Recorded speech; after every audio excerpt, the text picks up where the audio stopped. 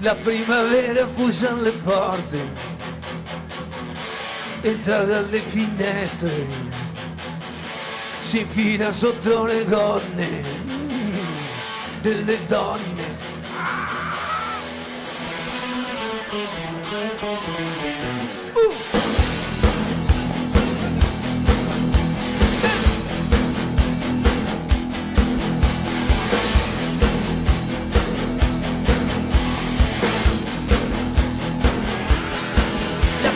Veramente scompiglio,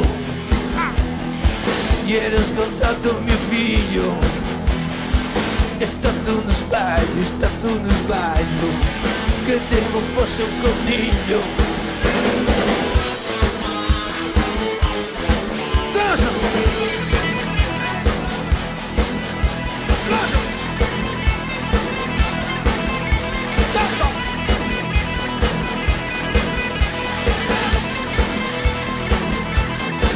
La primavera ormai è dappertutto, si struscia come un gatto contro i piedi del letto.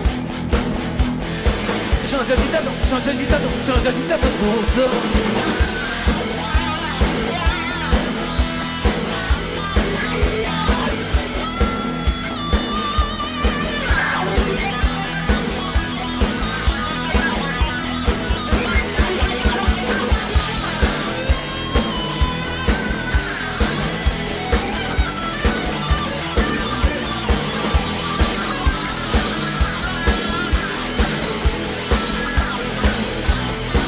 La primavera è solo un dispetto,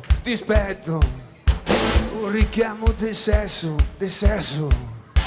un ottimo abbaglio, forse uno sbaglio, e poi è già l'inverno.